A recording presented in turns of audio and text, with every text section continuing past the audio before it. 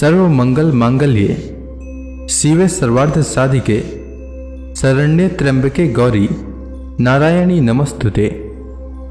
हे नारायणी, तुम सब प्रकार का मंगल प्रदान करने वाली मंगलमयी हो, कल्याणदायिनी शिवा हो, सब पुरुषार्थों को सिद्ध करने वाली हो, शरणागत वत्सला, तीन नेत्रों वाली एवं गौरी हो। हे नारायणी, तुम्हें नमस्कार है। आज चैत्र नवरात्रि का छठा दिन है।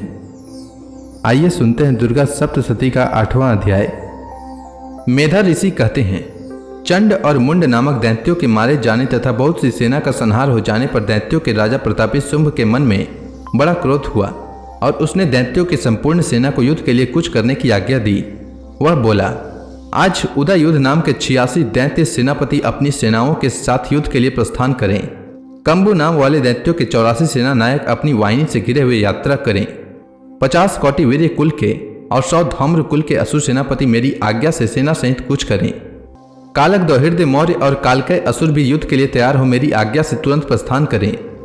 भयानक शासन करने वाले असुर राज शुंभ इस प्रकार आज्ञा दे सहस्त्रों बड़ी बड़ी सेनाओं के साथ युद्ध के लिए प्रस्थित हुए। उसकी अत्यंत भयंकर सेना आती देख चंडिका ने अपनी धनुष की टंकार से पृथ्वी और आकाश के बीच का भाग गुंजा दिया। राजन, तदंतर देवी के सिंह ने भी बड़े जोर जोर से दहाड़ना आरंभ किया। फिर अंबिका ने घंटे के शब्द से उस ध्वनि को और भी अधिक बढ़ा दिया। धनुष की टंकार, सिंह की दहाड़ और घंटे की ध्वनि से संपूर्ण दिशाएं गूंज उठी। उस भयंकर शब्द से काली ने अपने विकराल मुख को और भी बढ़ा लिया तथा इस प्रकार वे विजयिनी हुई। उस तुमुल नाद को सुनकर दैत्यों की सेनाओं ने चारों ओर से आकर चंडिका देवी, सिंह तथा काली देवी को क्रोधपूर्वक घेर लिया। असुरों के विनाश तथा देवताओं के अभ्युदय के लिए ब्रह्मा, शिव, कार्तिकेय, विष्णु तथा इंद्र आदि देवताओं की शक्तियां, जो अत्यंत पराक्रम और बल से संपन्न थी, उनके शरीर से निकलकर उन्हीं के रूप में चंडिका देवी के पास गई। जिस देवता का जैसा रूप, जैसी वेशभूषा और जैसी वाहन है, ठीक वैसे ही साधनों से संपन्न हो उसकी शक्ति असुरों से युद्ध करने के लिए आई। सबसे पहले हंस युक्त विमान पर बैठी हुई अक्षसूत्र और कमंडलों से सुशोभित ब्रह्मा जी की शक्ति उपस्थित हुई, जिसे ब्राह्मणी कहते हैं।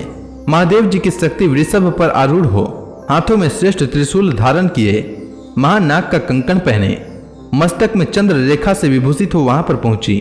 कार्तिकेय जी की शक्ति रूपा जगदम्बिका उन्हीं का रूप धारण किए, श्रेष्ठ मयूर पर आरूढ़ हो, हाथ में शक्ति लिए दैत्यों से युद्ध करने के लिए आई।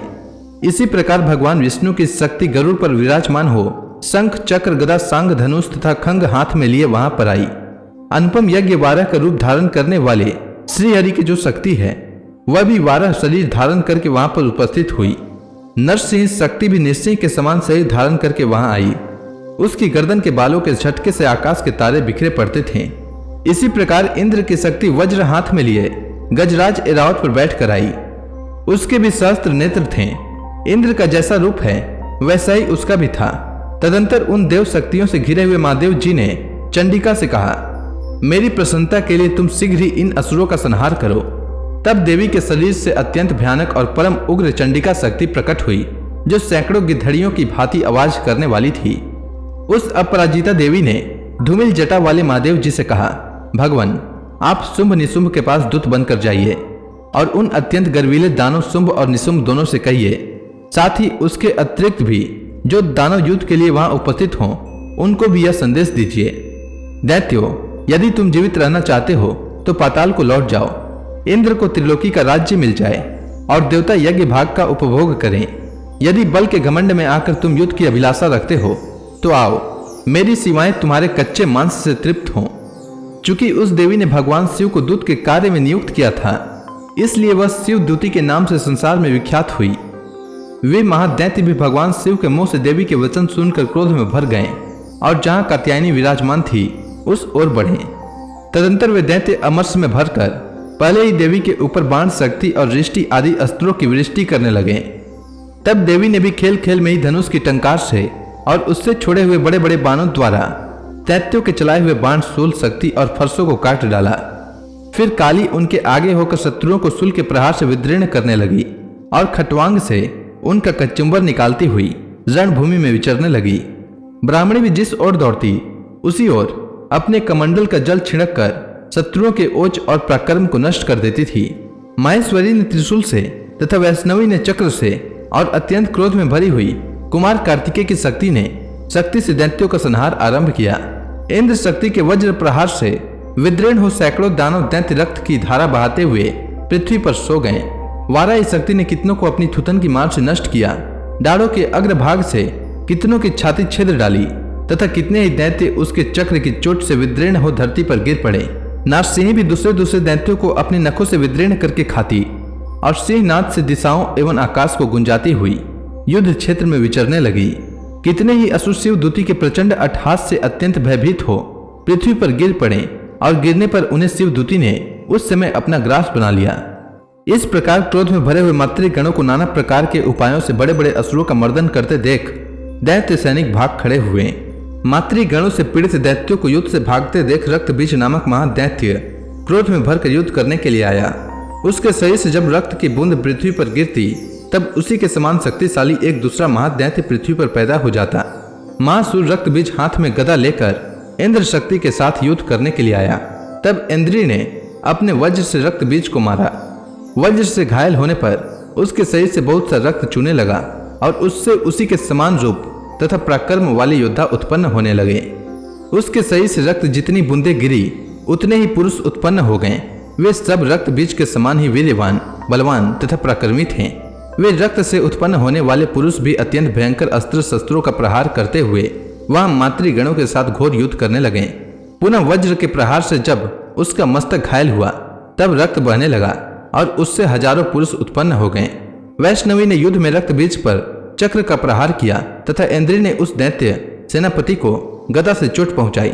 वैष्णवी के चक्र से घायल होने पर उसके शरीर से जो रक्त बहा और उससे जो उसी के प्रकार आकार वाले सहस्त्रों महादैत्य प्रकट हुए उनके द्वारा संपूर्ण जगत व्याप्त हो गया।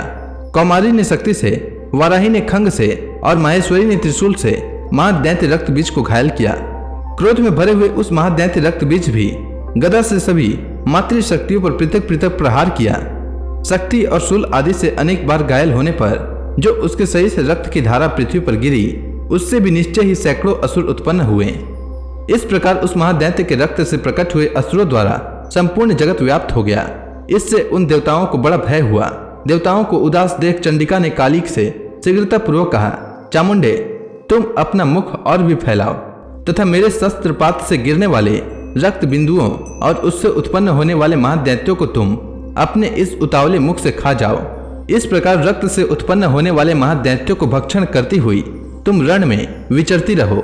ऐसा करने से उस महादैत्य का सारा रक्त क्षीण हो जाने पर वह स्वयं भी नष्ट हो जाएगा। उस भयंकर दैत्यों को जब तुम खा जाओगी तब दूसरे नए दैत्य उत्पन्न नहीं हो सकेंगे। काली से यूं कहकर चंडिका देवी ने शूल से रक्त बीज को मारा और काली ने अपने मुख में उसका रक्त ले लिया। तब उसने वहां चंडिका पर गदा से प्रहार किया, किंतु उस गदापात ने देवी को तनिक भी वेदना नहीं पहुंचाई। रक्त बीज के घायल शरीर से बहुत सा रक्त गिरा, किंतु ज्यों ही वह गिरा त्यों ही चामुंडा ने उसे अपने मुख में ले लिया। रक्त गिरने से काली के मुख में जो महादैत्य उत्पन्न हुए उन्हें भी वह चट कर गई और उसने रक्त बीज का रक्त भी पी लिया। तदंतर देवी ने रक्त बीज को, जिसका रक्त चामुंडा ने पी लिया था, वज्र, बाण, खंग तथा रिष्टि आदि से मार डाला। राजन, इस प्रकार शस्त्रों के समुदाय से आहत एवं रक्तहीन हुआ महादैत्य रक्त बीज पृथ्वी पर गिर पड़ा। नरेश्वर, इससे देवताओं को अनुपम हर्ष प्राप्ति हुई और मातृगण उन असुरों के रक्तपान के मत से उद्धत सा होकर नृत्य करने लगी। इस प्रकार से मार्कंडेय पुराण में सावर्णिक मनवंतर की कथा के अंतर्गत देवी महात्म्य में रक्त बीज वध नामक 8वां अध्याय पूरा हुआ। अब आगे की कथा मैं कल लेकर आता हूँ। तब तक के लिए माँ आदिशक्ति का नाम लेते रहें। तो प्रेम से बोली दुर्गा महारानी की जय।